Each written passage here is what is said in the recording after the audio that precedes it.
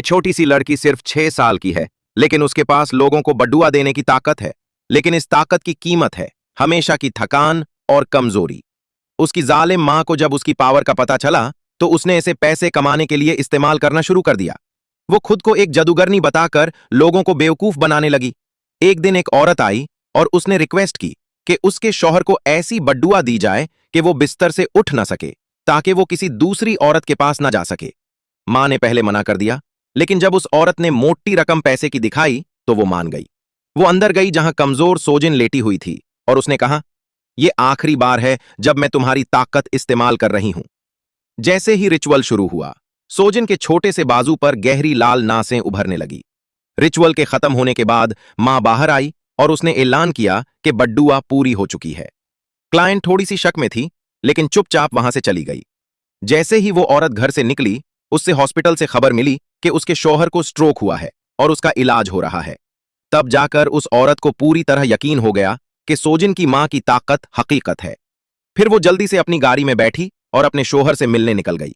इस वक्त घर में सिर्फ मां अकेली रह गई थी। वो उदास होकर आंगन में बैठी शराब पी रही थी। उसे अपनी बेटी की ताकत का गलत इस्तेमाल करने का गहरा पछतावा हो रहा था, क्योंकि इस वजह से सोजिन दिन ब दिन कमजोर होती जा रही थी। अचानक एक गाड़ी की तेज हेडलाइट्स सीधा उसकी आंखों पर पड़ी। एक औरत लाल दुपट्टा पहने सामने आई।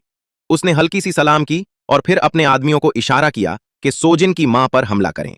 असल में यह औरत जिनचोंग थी। वो भी एक जादूगरनी थी जो बड्डुआओं का इस्तेमाल करके लोगों को मार देती थी। लेकिन जिन क्योंग अकेली नहीं थी, वो चेयरमैन जोंग हुन के लिए काम करती थी। जैसे ही जादूगरनी जिन क्योंग ने अपने आदमियों को सोजिन की मां की लाश ले जाने का हुक्म दिया, उसने उन्हें यह भी कहा कि घर पर पेट्रोल डालकर आग लगा दें। दूर खड़ा चेयरमैन जोंग हुन ये सब देख रहा था और ये खौफनाक मंजर देखकर वो मुस्कुराने लगा। ये सब देखकर सोजिन डर गई और सीधा पहाड़ों की तरफ भाग गई। उसकी मां मर चुकी थी और उसका घर जल चुका था। अब सोजिन के दिल में जोंग हुन और जादूगरनी जिन क्यूंग के लिए गहरी नफरत पैदा हो चुकी थी। 10 साल बाद छोटी सोजिन अब जवान हो चुकी थी, लेकिन उसके दिल में अब भी चेयरमैन जोंग हुन के लिए नफरत भरी हुई थी। सोजिन को समझ आ गया था कि वो अकेली जोंग हुन की ताकत का मुकाबला नहीं कर सकती, इसलिए उसने फैसला किया कि वो अपने लिए मददगार ढूंढेगी। दूसरी तरफ रिपोर्टर जिन ही भी फॉरेस्ट ग्रुप की तहकीकत कर रही थी। जिन्ही को एक अहम गवाह मिला जिसका नाम जोंग यिन था, जो फॉरेस्ट का पहला एम्प्लॉय रह चुका था। जब जिन्ही ने चेयरमैन जोंग हुन का नाम लिया तो जंग यिन बहुत डरा हुआ लग रहा था, क्योंकि उस पर जोंग हुन के आदमियों ने हमला किया था। जोंग यिन ने बताया कि कैसे उससे बेरहमी से मरा गया था, जबकि चेयरमैन जोंग हुन दूर खड़ा सब कुछ देख रहा था।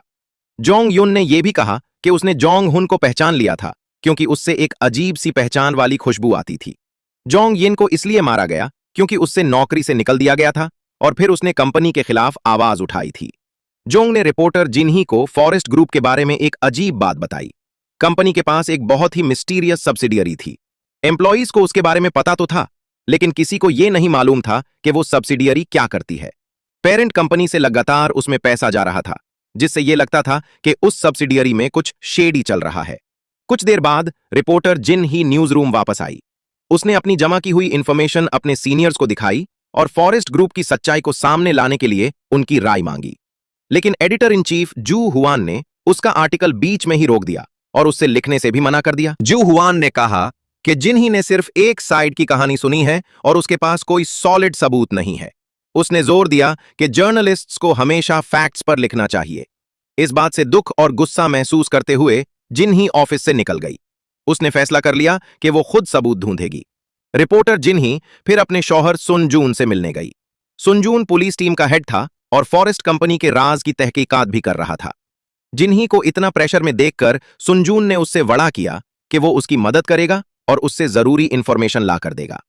अपने शौहर की तसल्ली देने वाली बातें सुनकर जिन्ही को थोड़ी राहत मिली और वो घर चली गई। उस शाम रिपोर्टर जिन्ही ने ऑनलाइन फॉरेस्ट कंपनी के बारे में सर्च किया और एक पोस्ट डाली। उस पोस्ट में उसने लिखा कि जो भी इस कंपनी के बारे में कुछ जानता हो वो उससे कांटेक्ट करे। हैरानी की बात यह थी कि सिर्फ कुछ ही मिनट बाद उसकी पोस्ट पर बहुत सारे कमेंट्स आने लगे जो फॉरेस्ट कंपनी को क्रिटिसाइज कर रहे थे। किसी ने तो जिन्ही से मिलने का भी इंतजाम कर लिया। जिन्ही ने एड्रेस नोट किया और तुरंत मीटिंग के लिए निकल गई। लेकिन जब जिन्ही वहां पहुंची तो उसने देखा कि उससे मिलने वाली कोई और नहीं बल्कि वो स्टूडेंट लड़की सोजिन थी। जब जिन्ही ने सोजिन के हाथों पर लाल नासें देखी तो उसे कुछ अजीब महसूस हुआ। लेकिन उससे सबसे ज्यादा हैरानी तब हुई जब सोजिन ने कहा कि वो चेयरमैन जंग हून के बारे में बहुत कुछ जानती है। जिन्ही समझ नहीं पाई कि सोजिन क्या कहना चाहती है। सोजिन ने सीधा कह दिया कि चेयरमैन जंग हून एक शैतानी रूह है। लेकिन जिन्ही ने सोचा कि यह 21वीं सेंचुरी है और वो भूत प्रेत पर यकीन नहीं करती। उससे लगा कि सोजिन सिर्फ मजाक कर रही है, इसलिए वो उठकर वहां से जाने लगी। जिन्ही का भरोसा जीतने के लिए सोजिन ने कहा कि वो किसी को बड्डुआ दे सकती है। उससे सिर्फ उस शख्स की तस्वीर, नाम और कोई पर्सनल चीज चाहिए होती है। लेकिन जिन्ही गुस्से में वहां से चली गई। फिर भी सोजिन की बातें उसके दिमाग में रह गईं और उससे कुछ डर सा महसूस होने लगा। उस रात जिन्ही ने ख्वाब देखा कि चेयरमैन जोंग हुन एक शैतानी रूह में बदल गया है। सुबह होते ही वो घबरा कर उठ गई। हमेशा की तरह उसने ऑनलाइन न्यूज चेक की और एक आर्टिकल देखा जिसमें जुंग की पहचान रिवील की गई थी। जुंग वही आदमी था जिसने कल जिन्ही को इंफॉर्मेशन दी थी। आर्टिकल में लिखा था कि जुंग एक फॉरेन कंपनी का एजेंट था, इसी वजह से उससे फॉरेस्ट से निकाला गया था। थोड़ी देर बाद जिन को जंग का कॉल आया। जंग ने गुस्से में पूछा कि उसने अपना वादा क्यों तोड़ा और उसकी पहचान क्यों रिवील की। जिन्ही ने कहा कि उसने ऐसा कुछ नहीं किया, लेकिन जुंग उसकी बात पर यकीन नहीं कर रहा था। जुंग शहर से भागने की कोशिश कर रहा था। वो जिन्ही को फॉरेस्ट के बारे में एक आखिरी राज बताना चाहता था, लेकिन अचानक उसका मुंह जम गया। उसका जिस्म उसके कंट्रोल में नहीं रहा और गाड़ी बीच रोड पर रुक गई। अगले ही पल उसका हाथ खुद से रिवर्स गियर में चला गया। जुंग ने रोकने की बहुत कोशिश की, लेकिन वो नाकाम रहा। गाड़ी सीधा खाई में गिर गई और जुंग की मौत हो गई। यह खबर सुनकर रिपोर्टर जिन्ही तुरंत न्यूज रूम पहुंची और सीधा डायरेक्टर जू हुआन का सामना किया। असल में पिछली रात जू हुआन की मुलाकात चेयरमैन जोंग हुन के सेक्रेटरी से हुई थी। सेक्रेटरी ने उससे पैसे दिए और कहा कि वो गवाह की इंफॉर्मेशन रिवील करे। पैसे के लिए जू हुआन कुछ भी करने को तैयार था। जंग का नाम बताने के बाद सेक्रेटरी ने उससे एक यूएसबी दिया जिसमें झूठी इंफॉर्मेशन थी कि जंग फॉरेन कंपनी को सीक्रेट बेच रहा था। सेक्रेटरी चाहता था कि जू हुआन इस झूठी कहानी पर आर्टिकल लिखे। इसी वजह से सुबह वो आर्टिकल पब्लिश हुआ। यह सब सुनकर जिन्ही ने जू हुआन को सीधा एक घटिया इंसान कहा, क्योंकि उन्होंने पहले वादा किया था कि गवाह की पहचान छुपाई जाएगी। लेकिन जू हुआन ने फिर भी रिश्वत ले ली। उसके इस काम की वजह से जंग की मौत हो गई। गुस्से में जू हुआन ने जिन्ही का कॉलर पकड़ लिया और कहा कि वो यही नहीं रुकेगा। वो एक और आर्टिकल लिखना चाहता था जिसमें यह दिखाया जाए कि जुंग ने डर के मारे खुदकुशी कर ली। यह सुनकर जिन्ही और ज्यादा गुस्से में आ गई, लेकिन जू हुआन ने उससे जोर से धक्का दे दिया। इसी दौरान जिन्ही की नजर टेबल पर रखे एक पेन कैप पर पड़ी जिस पर जू हुआन का नाम चाइनीज कैरेक्टर्स में लिखा था। सोजिन की बात याद करते हुए जिन्ही ने छुपके से वो पेन कैप चुरा लिया। उसके बाद उसने सोजिन से मिलने का प्लान बनाया। जब वो मिली तो जिन्ही ने पेन कैप और जू हुआन की तस्वीर सोजिन को दे दी। सोजिन ने तुरंत बद्दुआ देना शुरू की। उसके हाथों पर फिर से गहरी लाल नसें उभरने लगी।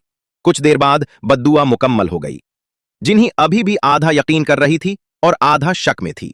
सोजिन सिर्फ अपना नाम छोड़कर चली गई, क्योंकि उसे पता था कि जिन्ही जरूर दोबारा उससे कांटेक्ट करेगी। दूसरी तरफ डायरेक्टर जू हुआन घर जाने की तैयारी कर रहा था कि अचानक उसने ऑफिस में अजीब आवाजें सुनी। जब उसने इधर उधर देखा तो कोई नजर नहीं आया।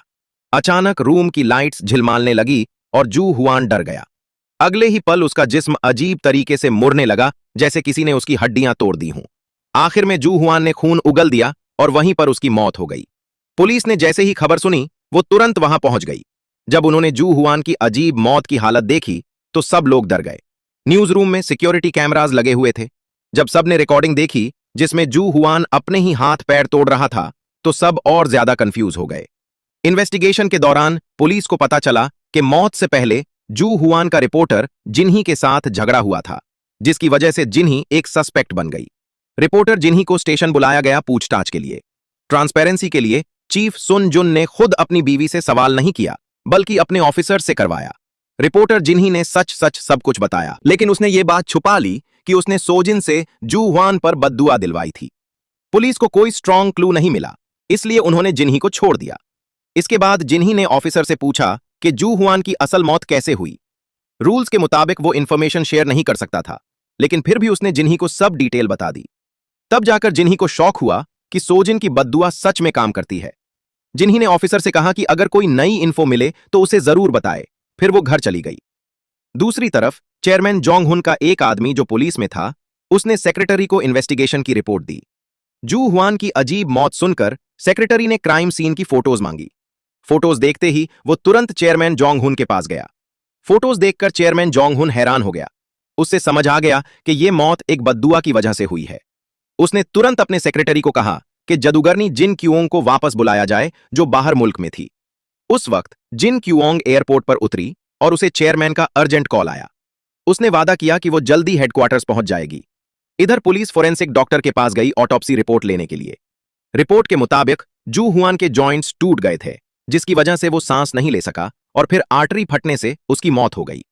लेकिन यह सब तो वीडियो देखकर भी पता चल रहा था। सबसे अजीब बात यह थी कि उसके दिमाग में अरेचिडोनिक एसिड और इथेनॉलमीन की ज्यादा मात्रा मिली, जो कि स्टिम्युलेंट के कंपोनेंट्स होते हैं। पुलिस को लगा कि शायद जू हुआन ने ड्रग्स लिए और फिर खुद को नुकसान पहुंचाया। लेकिन फोरेंसिक डॉक्टर ने कहा कि यह एक स्पेशल केस है जहां जिस्म ने ज्यादा दर्द बर्दाश्त करते हुए ये सब्सटेंसेस खुद बनाए ताकि टेम्पररी रिलीफ मिले। डॉक्टर ने कंफर्म किया कि ना तो उसके जिस्म पर कोई इंजेक्शन के निशान थे और ना ही उसके नाक या मुंह में बैंड सब्सटेंसेस के साइंस थे। इस बात ने पुलिस को और ज्यादा कंफ्यूज कर दिया। फोरेंसिक लैब से निकलते ही चीफ सुन जुन को कॉल हिस्ट्री टीम की रिपोर्ट मिली। पुलिस ने डिस्कवर किया कि जू हुआन अक्सर चेयरमैन जोंग हुन के सेक्रेटरी से बात करता था और उसकी लास्ट कॉल भी उसी से हुई थी।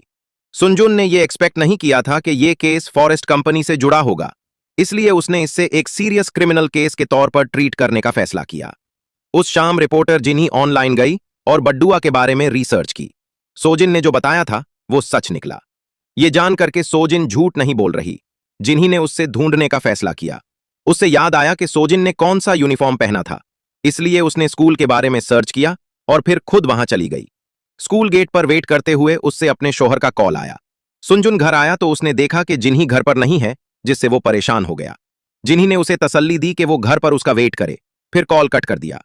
सुनजुन को अपनी बीवी का रवैया थोड़ा अजीब लगा, लेकिन उसने ज्यादा सोचा नहीं और सोने चला गया।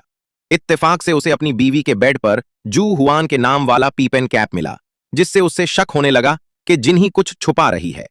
दूसरी तरफ रिपोर्टर जिन्ही, जो सोजिन का पीछा कर रही थी, उसने देखा कि सोजिन को कुछ बदतमीज स्टूडेंट्स एक गली में ले गए। वो चाहते थे कि सोजिन उस लड़की से माफी मांगे जिसे उसने बद्दुआ दी थी। एक लड़के ने सोजिन को थप्पड़ मारा और धमकी दी कि अगर उसने बद्दुआ देना बंद न किया तो वो उसका मुंह काट देगा। इसी वक्त रिपोर्टर जिन्ही वहां आ गई। उसने स्टूडेंट्स को धमकी दी कि वो पुलिस को बुला लेगी, लेकिन वो डरने के बजाय जिन्ही को ही सबक सिखाने लगे। अब सोजिन ने कंट्रोल खोना दिया। उसने कहा कि अगर उससे छूना ठीक है, लेकिन किसी मासूम को छूना बिल्कुल ठीक नहीं। सोजिन ने उस लड़के का हाथ पकड़ा, जिससे वो कंफ्यूज हो गया। फिर उसके हाथ पर लाल नासें उभर आई और उसने सीधा उसकी आंखों में देखकर बद्दुआ दी। अचानक उस लड़के के नाक से खून बहने लगा। वो डर गया और उसके दोस्त उसे वहां से ले गए। साथ वाली लड़की भी डर गई और तुरंत उनके पीछे भाग गई। ये सब देखकर रिपोर्टर जिन्ही को पूरा यकीन हो गया कि सोजिन की बद्दुआ असली है। दूसरी तरफ जादूगरनी जिन क्योंग वापस आकर चेयरमैन जोंग हुन से मिली। जू हुआन की लाश की तस्वीर देखकर उसने समझ लिया कि जिसने ये बद्दुआ दी है उसके पास बहुत ताकत है, या फिर सच ये है कि उसके अंदर जो शैतानी रूह है वो आम नहीं बल्कि बहुत ही खतरनाक है। जादूगरनी जिन क्योंग को शक हुआ कि ये शैतानी रूह साउथ कोरिया की नहीं बल्कि वर्ल्ड वॉर 2 के दौरान दोर जापान से आई है। ये जानने के लिए कि इस रूह को कौन कंट्रोल कर रहा है, जिन क्योंग ने फैसला किया कि वो जू हुआन की रूह को बुलाने का रिचुअल करेगी। इसके बाद सेक्रेटरी ने जिन क्यूओंग की मदद की और जू हुआन के फ्यूनरल का इंतजाम करवाया। उसने जू हुआन के घरवालों को कुछ पैसे दिए ताकि जादूगरनी को रिचुअल के लिए वक्त मिल सके। सब कुछ तैयार होने के बाद जिन क्यूओंग ने समनिंग शुरू की। उससे पता चला कि बद्दुआ देने का तरीका यह है कि किसी शख्स की पर्सनल चीज, उसका नाम चाइनीज कैरेक्टर्स में और उसकी तस्वीर उसकी जाती है। लेकिन जैसे ही जिन क्योंग उस शख्स का चेहरा देखने वाली थी, अचानक एक अनजानी ताकत ने उसे पीछे फेंका और वो बेहोश हो गई। उसके आदमी उसे हॉस्पिटल ले जाने वाले थे, लेकिन वो होश में आ गई। अब जिन क्योंग को पूरा यकीन हो गया कि जिस शख्स ने ये बद्दुआ दी है उसके पास बहुत ही ताकतवर शैतानी रूह है। चाहे उसने उसका चेहरा नहीं देखा, लेकिन उससे उसके तरीके से अंदाजा हो गया कि ये कौन हो सकता है। घर लौटकर जिन क्योंग ने चेयरमैन जोंग हुन को कॉल की और उसे वार्न किया कि वो अपनी सारी पर्सनल चीजें छुपा ले, क्योंकि अब उससे पता चल चुका था कि इस बार जो बद्दुआ दी गई है वो सीधा चेयरमैन जोंग हुन को टारगेट कर रही है। यह सुनकर चेयरमैन और ज्यादा होशियार हो गया। दूसरी तरफ सोजिन और रिपोर्टर जिन्ही बात कर रहे थे। जिन्ही अभी भी जू हुआन की मौत से परेशान थी, लेकिन सोजिन ने कहा कि उसने ही बद्दुआ देने को कहा था। जिन्ही ने मान लिया कि उसने गुस्से में यह फैसला किया था, लेकिन अब वह उसे वापस नहीं ले सकती। जिन्ही ने पूछा कि सोजिन चेयरमैन जोंग हुन से इतनी नफरत क्यों करती है। तब सोजिन ने 10 साल पहले अपनी मां की मौत की कहानी सुनाई। उसने अपनी आंखों से उस इंसान का चेहरा देखा था जिसने उसकी मां को मारा था, और वो चेयरमैन जोंग हुन ही था। 10 साल पहले चेयरमैन जोंग हुन एक आम इंसान था। उसका बिजनेस फेल हो गया था और उसकी बीवी ने उससे तलाक दे दिया था। उसने अपनी मां की जमीन के पेपर्स चुराकर इन्वेस्टमेंट के लिए पैसे लिए, लेकिन उसकी मां को लगता था कि उसका बेटा किसी शैतानी रूह के कब्जे में है। इसलिए वो सोजिन की मां के पास गई ताकि वो रिचुअल करके उस रूह को निकाल दे। लेकिन जोंग हुन ने इस बात पर यकीन नहीं किया और रिचुअल करवाने से मना कर दिया। उसके इस रवैये की वजह से रिचुअल फेल हो गया। सोजिन ने यह सब देखा और उसे यकीन हो गया कि जोंग हुन पर शैतानी रूह का असर हो चुका है। घर वापस जाते वक्त जोंग हुन का पीछा शैतानी रूह ने किया। वो काली धुआं बनकर उसकी गाड़ी के इर्द गिर्द फैल गई और धीरे धीरे उसके जिस्म में दाखिल हो गई। जोंग हुन मुश्किल से एक्सीडेंट से बचा, लेकिन उस दिन के बाद उसकी रूह में बुराई बस गई। बाद में जोंग हुन पहाड़ी रास्ते पर एक रेस्ट स्टॉप पर रुका। जब वो गाड़ी से निकलने लगा तो एक औरत की गाड़ी ने उसका रास्ता रोक लिया। उससे दूसरी साइड से निकालना पड़ा। इसी दौरान उससे कॉल आई कि उसकी कंपनी का प्लान फिर फेल हो गया है। गुस्से में होने के बावजूद उसने नॉर्मल रहने की एक्टिंग की। तभी उस औरत का कुत्ता जोर जोर से भौंकने लगा। जोंग हुन ने उसे उठाया, लेकिन वापस देने के बजाय उसे सीधा गहरी खाई में फेंक दिया। इस जालिमाना हरकत के बाद वो मुस्कुराने लगा। वापस प्रेजेंट में सोजिन ने रिपोर्टर जिन्ही से कहा कि चेयरमैन जोंग हुन जरूर शैतानी रूह के कब्जे में है, क्योंकि अगर रिचुअल फेल ना होता तो उससे नुकसान होता, लेकिन उल्टा उसका करियर बहुत तेज बढ़ गया। फॉरेस्ट ग्रुप की तेजी से ग्रोथ भी सस्पिशियस है। शायद ये शैतानी ताकत किसी बड़े मंसूबे पर काम कर रही है। सोजिन ने जिन्ही से दरख्वास्त की कि वो चेयरमैन की कोई पर्सनल चीज ढूंढने में उसकी मदद करे ताकि वो उस पर बड्डुआ कर सके। सोजिन ने वन किया कि अगर जोंग हुन को जल्दी नहीं रोका गया तो उसके अंदर की शैतानी रूह पूरी इंसानियत के लिए खतरा बन सकती है। जिन्ही अभी भी आधा यकीन और आधा शक में थी। असल में जिन्ही का मकसद ये था कि वो कानून की मदद से फॉरेस्ट कंपनी और चेयरमैन जोंग हुन के जुर्म साबित करे। दूसरी तरफ ऑफिसर जंग खुशी खुशी घर वापस आता है अपनी प्रेग्नेंट बीवी के पास। उसकी बीवी चाहती है कि वो पुलिस जॉब छोड़ दे ताकि वो डिलीवरी के वक्त उसके साथ रह सके। वो ये भी डरती है कि कहीं ड्यूटी के दौरान उसके शौहर को कुछ हो न जाए और उनका बच्चा अपने बाप को कभी न देख सके। ऑफिसर जंग पहले हिचकिचाता है क्योंकि चीफ सुन जुन पहले से ही जख्मी है और उनकी टीम एक मुश्किल केस पर काम कर रही है। लेकिन जब ऑफिसर जंग ने अपनी बीवी की आंखों से आंसू बहते हुए देखे तो उसका दिल पिघल गया। उसने प्यार से अपनी बीवी से वादा किया कि वो चीफ सन जुन से बात करेगा और जल्दी घर आने की इजाजत ले लेगा।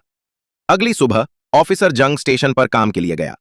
अंदर जाने से पहले वो बाहर खड़ा होकर प्रैक्टिस कर रहा था कि कैसे अपनी बात इतनी असरदार तरीके से कहे कि चीफ फौरन मान जाए। जैसे ही चीफ सुन जुन वहां से गुजरा, ऑफिसर जंग ने सोचा कि यह सही मौका है और वो छुट्टी की बात करे। लेकिन जब उसने अपने चीफ को लंगड़ाते हुए चलते देखा तो वो हिचकिचाने लगा और कुछ कहने की हिम्मत न कर सका। आईसी और वीडियोस के लिए नोआ बिट्स को सब्सक्राइब करें और लाइक और कमेंट जरूर करें। टिकटॉक पर भी हमारे चैनल नोआ बिट्स को